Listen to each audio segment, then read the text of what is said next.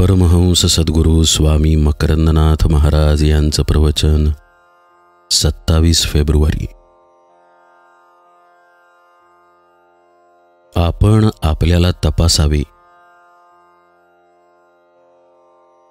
परमार्थी व्यक्तीने साधनेबरोबर व्यवहारही चांगला करावा अशीच अपेक्षा आहे.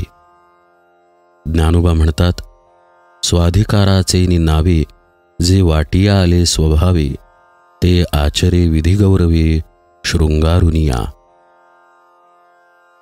शास्त्राची अपेक्षा, संतांची अपेक्षा खूप मोठी आहे. तुम्हाला किती जमते ते बघणे महत्त्वाचे आहे. कारण तुमची अशी एक प्रकृती असते.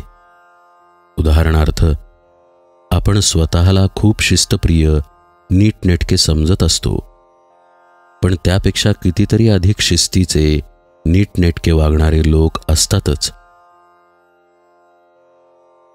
शिक्षक हे सर्व विद्यार्थ्यांना सारखेच शिकवत असतात, पण म्हणून सर्वांना 100% गुण मिळत नाहीत. कुणाला 80%, कुणाला 40%, तर कुणाला त्यापेक्षा कमी गुण मिळतात. आता शिक्षकांची अपेक्षा असतेच की सर्वांना उत्तम गुण मिळावेत, पण तसे होताना दिसत नाही. म्हणून एक गोष्ट लक्षात घ्या, व्यवहार तेवढा नीट जमत नाही या कारणावरून कुणाला क्षुद्र ठरवू नका. त्यांच्या परमार्थाला काय अर्थ आहे असे म्हणू नका. कुणाच्याही परमार्थाचे आणि व्यवहाराचे परीक्षक होऊ नका. स्वामी माधवनाथांच्या दुकानात एक पाटी होती की साधकाने फक्त आपल्या साधनेबद्दलच्या शंका विचाराव्यात, दुसऱ्या व्यक्तीबद्दल बोलू नये. परमार्थी हा गुणग्राहक असावा, दोषदर्शक असू नये. आपली जशी वृत्ती असते तसेच ज्ञान आपल्याला होत असते. गोंदवलेकर महाराज एक गोष्ट सांगत, एका वाडीमध्ये एक शेतकरी राहत असे. तो कुणाशीही संबंध ठेवायचा नाही.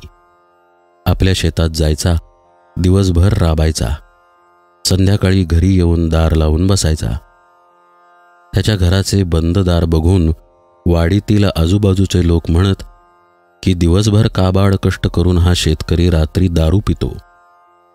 तर काही लोक म्हणत असत की तो एकांतात नामस्मरण करतो. महाराज म्हणायचे, गावातील सज्जन लोक होते त्यांचा दुसऱ्या बातमीवर विश्वास होता, आणि जे कुटाळ होते त्यांचा पहिल्या बातमीवर. आपल्याला अशी सवय असते की एखादी व्यक्ती फार गोड बोलणारी असेल तर तिला गोडबोले म्हणतो. कोणी काटेकोर खसखशीत बोलणारी व्यक्ती असेल तर तिला खडूस म्हणतो. कोणी शांत सभ्य व्यक्ती असेल तर आपल्याला ती मेंगळट वाटते. आपली वृत्ती टीका करण्याची असते. स्वामीजी नेहमी सांगत असत, परमार्थी मनुष्याने वेळ पाळायला पाहिजे, शिस्तीचे पालन करायला पाहिजे, तो स्वच्छ असायला पाहिजे, त्याचे कपडे, त्याचा ॲपिअरन्स देखील व्यवस्थित असावा, गबाळेपणा नसावा. शेंडी बाहेर, डोक्यावर टोपी असे काहीतरी नसावे. पण त्यांनी कधीही कुणावर टीका केली नाही. ते म्हणायचे, ज्याला जितके जमते तितके तो करतो. परमार्थ आणि व्यवहार यांचा समन्वय कसा असावा, तर तो आपल्या ठिकाणी जास्तीत जास्त चांगला आपण ठेवावा. इतरांकडे साधकाने पाहू नये. स्पष्टतेच्या नावाखाली कधीतरी निंदाव्यंजकता निर्माण होऊ शकते. हे टाळण्यासाठी परमार्थी व्यक्तीने दुसऱ्या व्यक्तीबाबत नेहमीच उदार असावे, क्षमाशील असावे. खटकणारी गोष्ट सोडून देण्याकडे कल ठेवावा, त्याकडे विनोदाने पाहावे.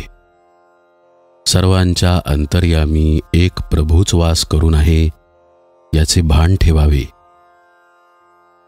सहसा आपल्या वर्तनाने माणसे तोडू नयेत. आपल्या आचार विचार उच्चार यांच्या सुधारणेबाबत मात्र खूप प्रयत्नशील असावे. गुणांच्या संवर्धनाबाबत आपली स्पर्धा आपल्या स्वतःशी जरूर असावी.